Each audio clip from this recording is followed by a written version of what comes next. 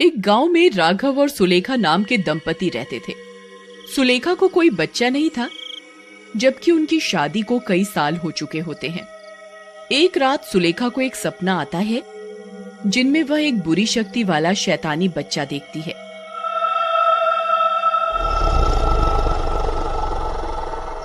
माँ, मैं आपका अंश हूँ।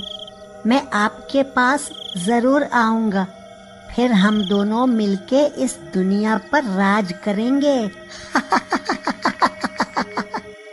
इतना भयानक सपना देखकर सुलेखा की नींद खुल जाती है, पर वह किसी को कुछ नहीं बताती। एक दिन उसी गांव में एक साधु आया। अलख निरंजन, अलख निरंजन। गांव की औरतें साधु बाबा की आवाजें सुनकर बाहर आती हैं। सुलेखा बाबा को हाथ जोड़कर नमस्कार करती है। बाबा, क्या आप हाथ की रेखाएं भी देखते हो? हाँ बच्चा, पूछो जो पूछना है। बाबा, मेरा बच्चा नहीं है, इतने इलाज करवाए फिर भी संतानहीन हूँ, बताओ कोई उपाय है तो। बाबा सुलेखा का हाथ पकड़कर देखता है। बच्चा, तुझे संतान की रेखा तो नहीं है, पर एक उपाय है। अगर तू मेरे बताए तरीके को अपनाएगी तो शायद संतान सुख मिले। सुलेखा बच्चे के लालच में कुछ भी करने को मान जाती है। सुन बच्चा, रात को 12 बजे तुझे पीछे वाले जंगल में जाना होगा। वहाँ एक यज्ञ करना होगा जिससे तुझे संतान सुख प्राप्ति हो, पर तुझे अपने पति से ये बात छुपानी होगी। सुलेखा 2 पल सोचती है और मान जाती है। रात को 12 बजे सुलेखा जंगल के बीचों बीच जाती है।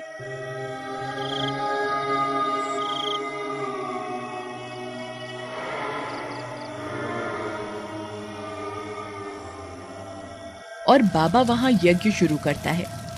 पूरे 1 पहर तक यज्ञ चलता रहता है। फिर सुबह होने से पहले वो घर आ जाती है जिससे उसका पति शक न कर सके। कुछ महीनों बाद, अरे सुलेखा, तेरा तो अब पेट नजर आने लगा है। खाने पीने का ध्यान रख रही है ना? ऐसे में खाने पीने का बहुत ध्यान रखना चाहिए। हाँ वो तो है, पर अब क्या करूँ, काम करने वाली भी मैं अकेली ही हूँ। अरे अपनी सासू माँ को बुला ले कुछ महीनों के लिए, वो आ जाएगी तो तुझे कुछ मदद हो जाएगी। हाँ बहन, तुम सही कहती हो। मैं राघव को बोलती हूँ आज रात को जब राघव घर आता है। जी मुझे पेट में बहुत दर्द हो रहा है, कुछ कीजिए। अरे अरे ठीक तो हो तुम? कुछ उल्टा सीधा तो नहीं खा लिया? जी मैं क्या कह रही थी कि माँ जी को बुला लेते हैं कुछ महीनों के लिए, थोड़ी मदद हो जाएगी। हाँ बात तो सही है तुम्हारी, चलो मैं बात करता हूँ। कुछ दिनों बाद राघव अपनी माँ को भी ले आता है। अब सुलेखा के दिन पास आने लगते हैं। कुछ महीनों बाद एक रात सुलेखा को पेट में बहुत तेज दर्द उठता है। अजी कुछ करो, उठो, मेरे पेट में बहुत तेज दर्द हो रहा है, बहुत तेज।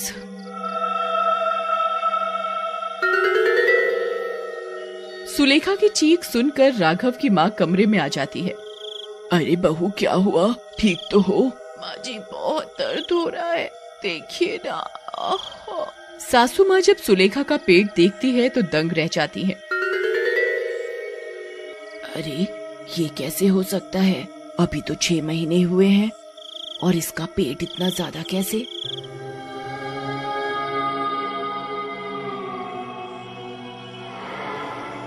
माँ राघव को सुलेखा को हॉस्पिटल ले चलने को बोलती है। सुलेखा का दर्द इतना बढ़ जाता है कि डॉक्टर उसकी डिलीवरी करवाने लगती है सर्जरी के द्वारा। पर ये क्या, सुलेखा के द्वारा जन्मा बच्चा देखकर नर्स हैरान रह जाती है। बचाओ बचाओ। नर्स इतने में किसी को बुला पाती कि वो शैतानी बच्चा नर्स का गला दबाकर उसे मार देता है।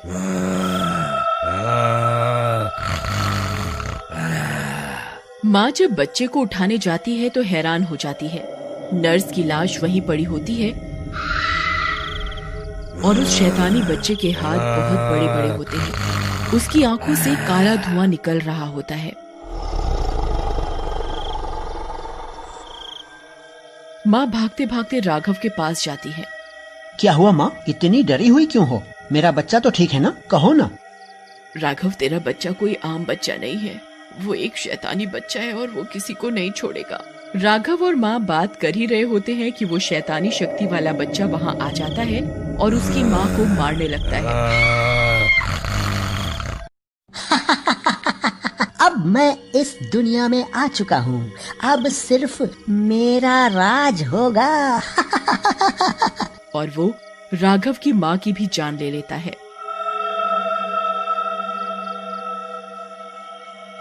ये तुमने क्या किया? वो तुम्हारी दादी थीं, मेरी माँ थीं, उन्हें क्यों मार दिया? क्योंकि वो मेरे रास्ते में आ रही थी, मुझे देख के खुश नहीं हुई वो, इसलिए मार दिया मैंने उन्हें। तो तुम चाहते क्या हो? ताकत, काली शक्तियाँ। 5 दिन बाद मेरी सारी शक्तियाँ मिल जाएंगी मुझे, फिर मैं सबसे ज्यादा ताकतवर हो जाऊंगा इस दुनिया में। ये बात जब सुलेखा को पता चलती है तो उसे अपना सपना याद आता है। सुलेखा, इस दुनिया को बचाने के लिए हमें इस शैतानी बच्चे को खत्म करना होगा। नहीं, वो जैसा भी है मेरा बच्चा है, मैं उसे नहीं मारूंगी। वे दोनों आपस में लड़ रहे होते हैं, तभी वहाँ वो शैतानी बच्चा आ जाता है। माँ, तुम इनकी बातों में नहीं आना, ये सब मुझे मारना चाहते हैं। बस तुम ही मुझे प्यार करती हो, मैं तुमसे प्यार करता हूँ। इनकी बात मत सुनो, ये तुम्हें भी मार देंगे। सुलेखा ममता से बंधी हुई होती है, वह उस बच्चे को मारने के लिए राजी नहीं होती। सब घर आ जाते हैं और वे सब रात को सोने जाते हैं। मुझे कुछ तो करना होगा, ये शैतान की शक्ति है, ये किसी का सगा नहीं हो सकता। सुबह मैं इसे धोखे से पुरानी हवेली लेके जाऊंगा और वहाँ इस शैतान को मार दूंगा। अगली सुबह। अरे सुलेखा, सुनो, चलो बच्चे को लेके पुरानी हवेली चलें। वहाँ मंदिर है, वहाँ इसका नामकरण कर देंगे और आशीर्वाद भी दिलवा देंगे। पर जैसे ही वह उस शैतानी बच्चे को उठाने जाता है तो वह दंग रह जाता है, क्योंकि शैतानी बच्चा रातों रात 5 साल का हो जाता है और उसे कुछ शक्तियाँ भी प्राप्त हो जाती हैं। नहीं, ऐसा नहीं हो सकता, ये कैसे मुमकिन है? मैं एक शैतानी शक्ति का अंश हूँ, मेरे लिए कुछ भी नामुमकिन नहीं।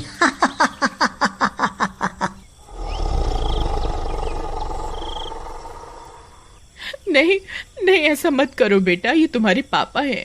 फिर ये मुझे मारने की क्यों सोचते रहते हैं? आप दोनों को याद है ना, 5 दिन पूरे होते ही मुझे शक्तियाँ मिलने वाली हैं। तब तक अच्छे से रहो मेरे साथ, वरना मैं किसी को जिंदा नहीं छोड़ूंगा। राघव सुलेखा को बाद में इशारा करता है कि वे लोग उसे लेकर पुरानी हवेली जाते हैं।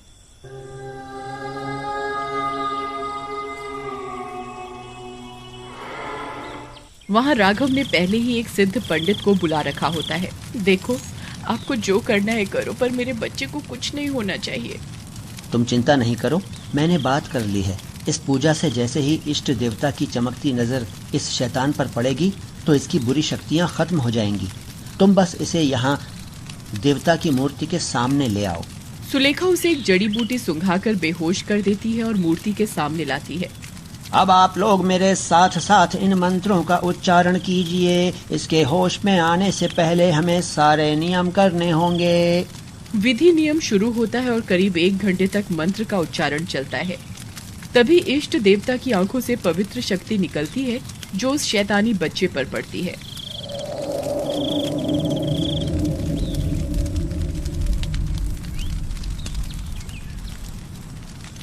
कुछ ही देर में उसे होश आ जाता है। मैं कौन हूँ और आप लोग कौन हैं? बच्चा यहाँ वहाँ देखते हुए घबरा जाता है। बेटा, मैं माँ हूँ तुम्हारी और ये तुम्हारे पापा हैं। इनसे तुम्हें कोई खतरा नहीं।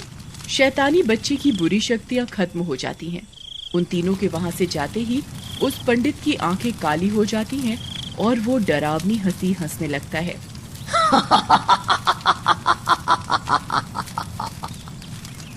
जैसे ही वह अपनी आंखों से खंबे की तरफ देखता है, वो खंबा चकनाचूर हो जाता है।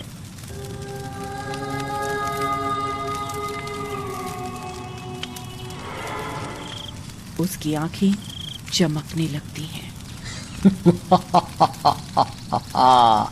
सिर्फ मैं और मैं।